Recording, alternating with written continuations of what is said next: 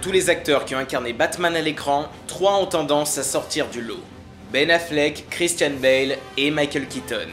Et avec le temps, ce dernier a fini par se faire de plus en plus éclipser au profit de ses successeurs. Et comme pour Timothy Dalton l'année dernière, on va tenter de redorer le blason de Michael Keaton en Batman.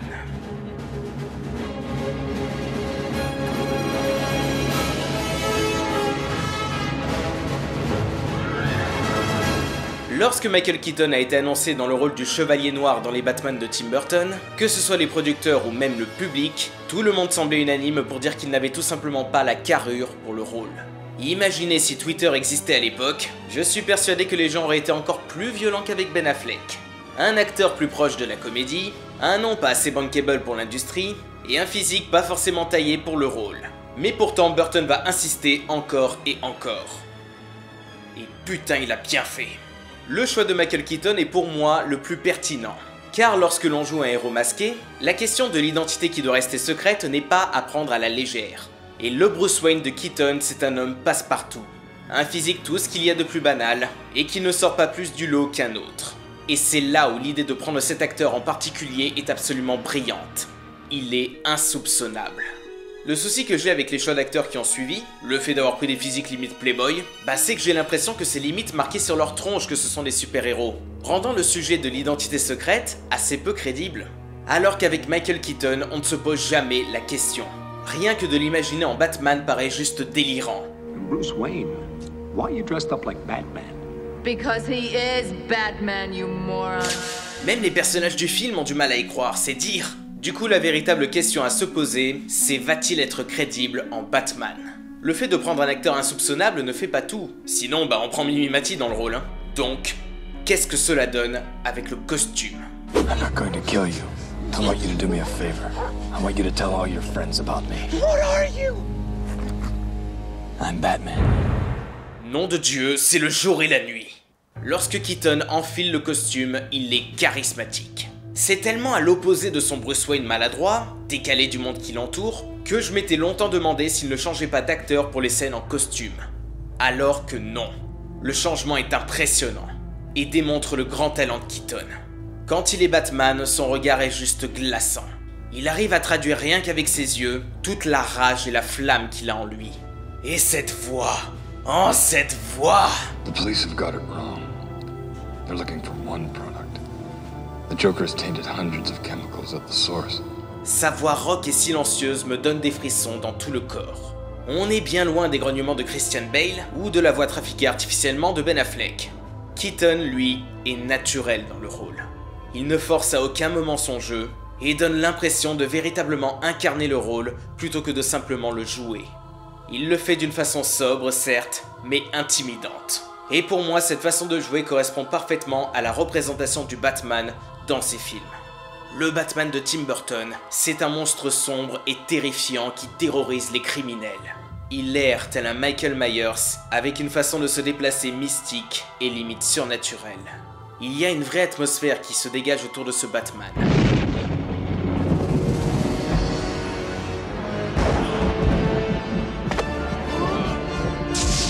J'aime énormément cette façon de traiter le Batman, non pas comme un simple personnage que l'on suit du début à la fin, mais comme une icône. Une icône insaisissable, qui intrigue et captive.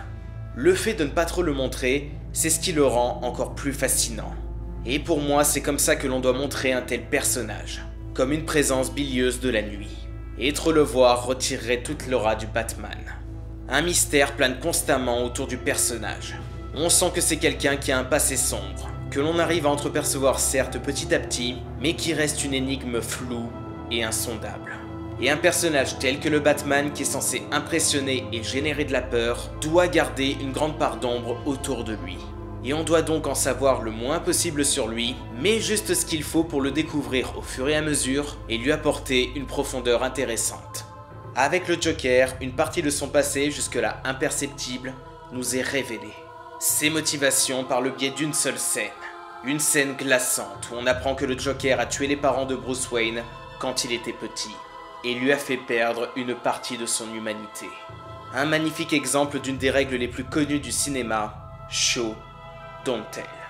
Les raisons de son combat sont donc claires, faire en sorte que plus aucune personne ne revive le traumatisme qu'il a vécu. Pas besoin d'en savoir plus, tout nous est montré, même si ce n'est pas dit littéralement. Le Joker a créé indirectement le Batman. Et ce qui est marrant, c'est que l'inverse se produit aussi d'ailleurs, car le Batman crée indirectement le Joker, ce qui rend leur dualité encore plus forte et brillante. On sent que la mort de ses parents a tué d'une certaine manière Bruce Wayne. C'est un homme déconnecté de notre monde, constamment plongé dans ses pensées, ce que Michael Keaton arrive à merveille à retranscrire avec son regard. Ce n'est plus un homme, c'est un monstre qui essaye de se faire passer pour un homme. Le véritable masque qu'il met, c'est quand il n'en a pas. But I don't know what to think of all this. I really don't. Look, sometimes I don't know what to think about this. It's just something I have to do.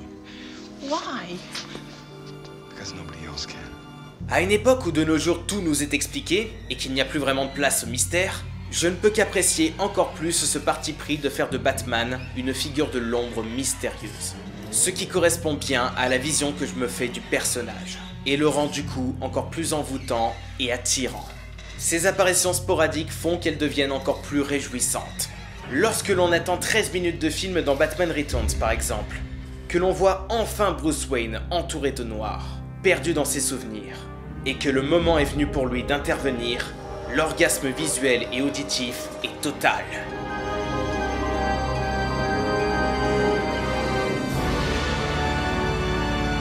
La classe, putain! Et ces frissons n'auraient pas été possibles si le personnage était constamment montré à l'écran. Comme on dit, less is more, et ça n'a jamais été aussi vrai que maintenant. Pour autant, Batman reste la colonne vertébrale des films. Gotham, le Joker, Catwoman, le Manchot, Vicky Vale, c'est tout un univers qui repose sur les épaules de Batman.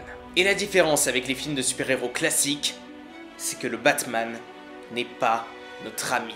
C'est quelqu'un qui a perdu une grande part de son humanité, qui se considère comme un monstre et qui est traité comme un monstre dans les films. Son animalité fait qu'il est toujours à la frontière. Il peut franchir la ligne et tuer. Certes des méchants, mais tuer quand même. Car il est constamment partagé entre le peu d'humanité qui lui reste et sa bestialité. Et je suis sûr que si le troisième film avait été fait par Burton, il aurait fait venir l'épouvantail pour le confronter à ses peurs et les conséquences de ses choix. Le reflet du monstre qu'il est. Mais bon, au lieu de ça, on a eu... Can I persuade you to take a sandwich with you, sir? I'll get drive-through. Ce film n'existe pas. Pour conclure, et je pense que vous vous en doutez, j'aime énormément le Batman de Michael Keaton. C'est même mon interprète préféré dans le rôle. Le Batman est un personnage complexe. Il faut savoir jouer sur 3 tableaux différents. Le Bruce Wayne qui est un homme public, le Bruce Wayne torturé, et le super-héros charismatique. Et je trouve que Michael Keaton s'en sort brillamment. Non seulement le choix de le prendre était couillu et risqué, mais il a fini par se révéler concluant. Car c'est un acteur très talentueux qui est capable de jouer sur plusieurs terrains. Et je suis toujours aussi impressionné de ce qu'il a réussi à faire. Je ne peux pas m'empêcher d'avoir le plus grand respect envers cet acteur. Et je suis très heureux qu'il ait retrouvé une carrière digne de ce nom et de son talent. Quant au Batman de Burton, ce sont des films qui respirent le cinéma, visuellement, littérairement et auditivement. J'ai certes grandi avec ces films, mais je ne peux m'empêcher de les apprécier de plus en plus au fil des années.